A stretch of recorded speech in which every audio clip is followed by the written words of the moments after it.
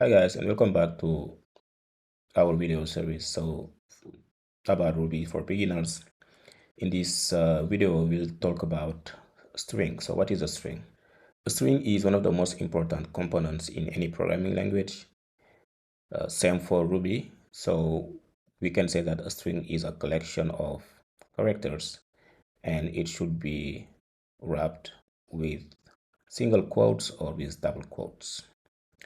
In this example, we are having the hello world. The hello world is a string here, and it has only letters and an exclamation point, right? But we can have more than that for a string. We can have numbers, we can have symbols, we can have underscores, anything you want as long as it's within quotes. So let's create a string. So we'll store it in a variable and we'll call it first name. And we can say here learn, right? And we can say last name, and we can store it Ruby, something like that. So we can choose to have single quotes, as I said, or we can have double quotes. It doesn't really matter in this case, but when it really matters with double quotes is double quotes offers you you can use variables with double quotes, and I'll show you that. Now, when you have a string, right, we can add them, or we can concatenate them. That's how we call it. So concatenation means simply adding two or more strings, okay, to have one string, right? For example, I can say here, we can put here learn and plus, let's add some here, some space, and we can say Ruby. And by running this file with Ruby hello world.rb, so we see the output, which is learn Ruby. Okay, this is a single string.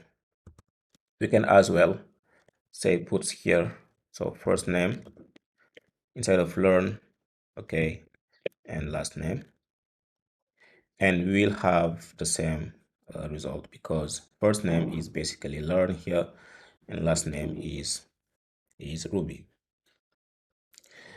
Now we can here use double quotes if you want to integrate, let's say, a string, let's say a variable within a string.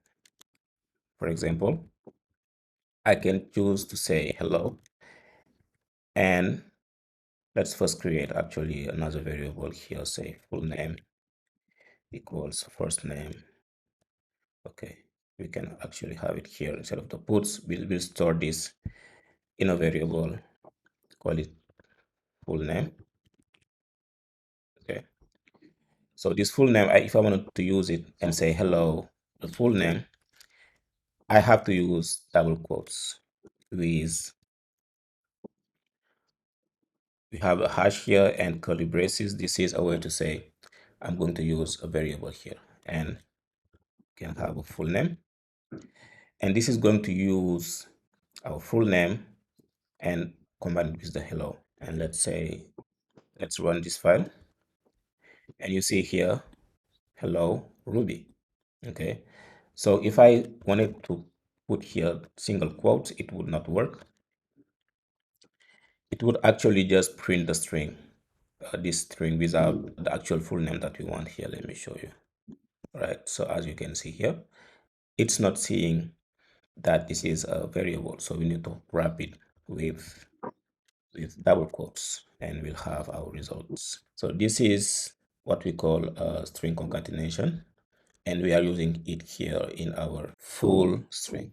So another reason why we prefer using double quotes is if you want to say puts something like it's Monday, it doesn't work because it's escaping. It's thinking that the string stops here, and then it doesn't know what to do with this. so we'll have an error.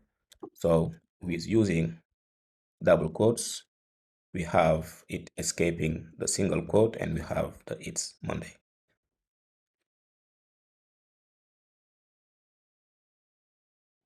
The string is an object. You don't need to know what an object is if you are getting started with Ruby, but basically in Ruby, everything is an object. And when we say everything is an object, this means we have methods, okay, attached to our string. So for example, if we want to know the length of any string, let's say here a very long string, we can put a random string here. So if you want to know the method, we can use the size here by saying very long string that size. Okay, so let's print. So puts, you can say puts, you can just say, or you can just say p. Okay, it's the same. So it's going to give us the size of our string. Next, we have the empty. So if you want to check if the string is empty, so we say here empty string, or let's just use here an empty string. So we have the empty. This will give us 0, of course. So if we say p, okay, and then we look at the result, so it doesn't actually give us true or false. It gives, I mean, it doesn't actually give us 0. It gives us true or false. Okay, so in this case, it's true. Next, we have the include method. So the include method checks if the string has a letter or a word in it. So that's very useful. So here we want to check if, let's say, this string has Monday in it. We can use the include, and we can say here if it includes Monday, right? And same as empty, it returns true or false. So for all the methods that have a question mark at the end, so this will return true or false. Okay, so in this case we can say, let's remove this one, and we should have, okay, true here, right?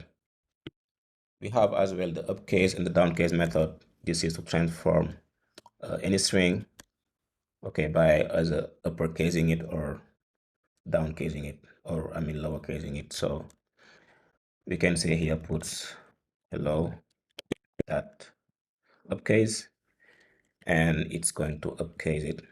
We have hello. Same for downcase. So we have here the downcase. Okay. Let's say here we had hello or hello like this. It will downcase it for us. So not 0, but O like this. Okay, and then we have it downcased like this. So you have the documentation actually to look at all the string methods. So let's look at the documentation. All right, so we are on the Ruby doc, which is the documentation for Ruby, and we have the string here. So the string, as I said, is an object. You don't need to know it for now, but just know that it comes with, by default, with a lot of methods. So you have the sub, okay, it explains you all the string methods, and we have them here, right? We have the methods, we have all these methods. You don't need to know all of them. We have the empty, right? We have the gsub, we have the inspect, we have the length. All right, so you don't need to know all of this. You can just browse this site and look at any method you want. Inspect it. For example, we use the size here. All right, inspect it and play around with it, and just to get comfortable with a string.